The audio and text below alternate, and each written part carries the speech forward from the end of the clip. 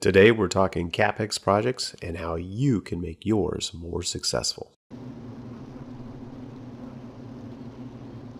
Owning real estate or working in property management means you're inevitably going to have to tackle capital or non-routine projects. What's great about these type of projects is that they are typically correcting a problem or enhancing a value of the site. And because of that, it's always great to see the work get done. But on the flip side, it means that projects can go sideways quick, over budget, over time, and lead to heartache and frustration, even when you're working with great people.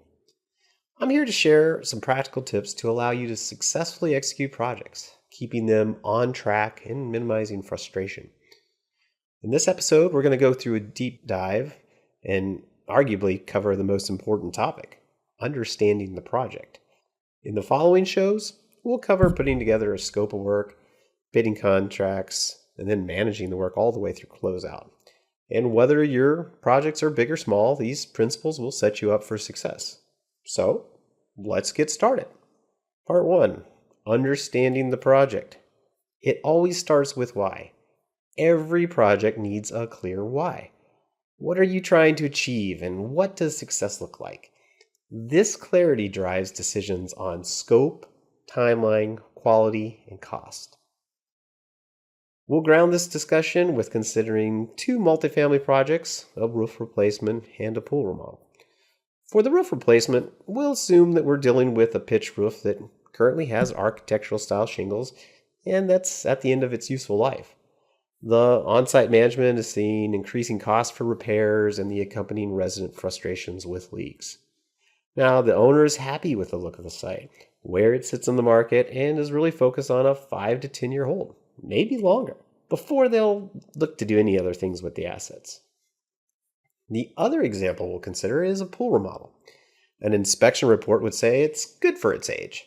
A new owner has recently purchased the property and feels that aesthetically it's not aligned with the market, and they've identified some changes that they want to achieve. The pool remodel is part of a larger repositioning strategy, and the new owner has a shorter ownership horizon. They're looking to transact on the property maybe in 2 to 3 years, assuming they can hit the market rents they want. 2 different projects, but as you will see, the same path to setting yourself up for success in both of them. So first, let's talk about aligning your stakeholders. There are a lot of different stakeholders. And before diving in, ensure everyone, ownership and management, agree on the purpose and outcome. For the pool remodel, confirm to what level the owner prioritizes the luxury aesthetic versus cost-effective upgrades. For the roof, confirm the new aesthetic. Stay with what is or change up. Are other buildings in the near future going to be re-roofed? Are we repainting at some point? Misalignment here can and will lead to scope creep or unhappy stakeholders. I found that simply writing the purpose and outcome down and then reviewing it, verifying it in a meeting, will help. The act of writing it down forces me to understand as the project manager. Reviewing it with the other stakeholder then encourages people to spot the misses or false assumptions. And if you can't state the purpose or outcome, you have a key issue to resolve right there. Then, want to make it real? Have your stakeholders sign off of this understanding. That simple step alone will make them stop and think a bit harder. It also starts the path of accountability. This shared project brief and understanding will save headaches later. Now, let's understand the impact of time. Time can make or break a project. A well-executed project that comes in over time could miss an entire leasing season. This could have a detriment that cascades well into the future. So here's what you should consider. Project duration. How long will the work itself take? Get opinions from those who would likely perform the work. Ask for a high and a low estimate, and then ask them what sort of things could negatively impact the schedule of the work. Weather. What's the best or worst time of the year to perform the work? For the roof project, you want to avoid the rainy season if possible, or be in front of major storm seasons. For the pool remodel, you'd want to make sure that the pool is open and ready to use when spring and summer hit, and know how to tie that with any marketing that's going out. Market lead times. Identify items with long lead times. So, for example, custom pool tiles, and whether or not they rely on a single supplier. Do you have options or backups? Permitting and entitlements. Check with your contractors, any design consultants, or people you know with the industry, or even the permitting authorities themselves to understand how long the inspections and approvals take. What sort of things could delay the process? How long is the issuing typically taking? What could make the process go longer? And at what point will there be inspections and how long will they take? Getting the timing right is important. Now, you'll always hear people talk about expediting. Expediting can be pretty tricky because the truth of the matter is, when a governing authority has an expediting process, everybody standing in line is going to try to take advantage of that. And as they do, that expediting process no longer feels expedited. So next, let's understand the entitlements. That's the work that requires permits or other types of entitlement. What sort of them are going to be required for the work? And then how much will they cost? Your work may be simple and require nothing, but for most projects, some permitting is necessary. And there are a few ways to go about this. If you're using a design consultant, such as an architect or an engineer, they will definitely have an opinion. They will have seen things going through, and they'll say, this is typically what we're seeing right now. Also, contract contractors that you plan to work with or have bid, and ask them what they think is typical for this type of projects. The people that are out there doing this right now will give you good sense. And also, while you're talking to them, determine if there's any part of the work that's going to require a special inspection. So that might be a structural thing where they're looking at how the structure was attached, or maybe something to do with the foundation. Who knows? Look at what sort of required special inspections there are. Now, I've always padded my bets by not only talking to the contractors and design consultants, but also contacting the issuing authorities as well. I know it sounds weird, but in-person meetings still work the best. If you're out of state or remote, maybe set up a web call. That can also help. Picking up the phone is dubious because you never know who you're going to get. Sometimes I found that when I talk to somebody there, not only are they the person that is giving me advice, they'll be the person reviewing my plans, and that makes it easier when things come up. Remember that inspections during the course of work, they also can eat up time, and a failed inspection can and will lead to delays. Now, let's talk a little bit about project requirements, the technical, the functional, the aesthetic. This goes back to knowing what success looks like. You need to think about what you're wanting from the project and what it requires. Here, I'll break them down into two categories, the technical and functional, and then the aesthetic. Aesthetic requirements at the simplest can be thought of as how the project will look and how it will feel, how it's going to impact the end user's 5 and 6 senses. The technical requirements tend to be more literal and pragmatic. Some are driven by building codes such as occupant limits, load ratings, or other safety requirements. Others are going to be driven by how you want the project to perform. What's fun is that the aesthetic and technical requirements will drive and inform each other. Start with the aesthetic and you'll see how it moves the technical along. Start with the technical and you may find limits to the aesthetic. Now let's look back at our two examples and we'll consider the aesthetic requirements. So, for the roof project, since in our scenario the owner likes the current look, we can stick with similar architectural shingles and matching colors, especially if only one building is being re-roofed right now, and it needs to conform with maybe the rest of the site. We'll need to remember that selection of the shingles is more than just aesthetic, though. There are performance and cost considerations that will come into place. Now for the pool example, we're going to have to go a little deeper. Since the owner wants to hit a new target market, we're going to have to do our homework and we're going to have to get a little more creative. First, we need to ask, who is this market? What's their makeup? What do they do for fun? What do they do for work? How is it different in terms of demographics?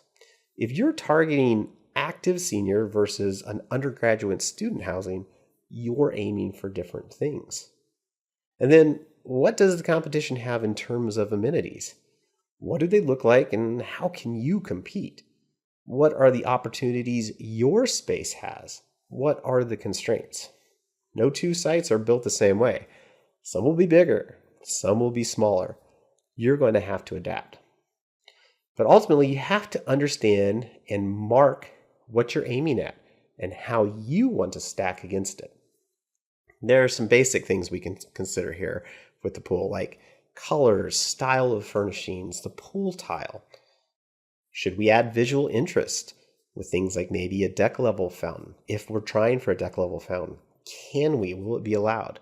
Should we add comfort touches, like maybe curb seating inside the pool itself? Are we going to use audio, lighting? How will we control it? Will we let our users control it? And then how does the surrounding landscape fit in? If you spend all of your time just focusing on the pool and it's surrounded by buildings themselves, are they adding or detracting from your overall thing? Have you defined your tour path to optimize this new amenity? And then maybe you might want to consider, do you add functions to the space like outdoor games or food prep?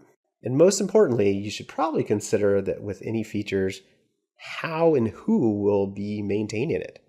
What are going to be the ongoing costs for your choices?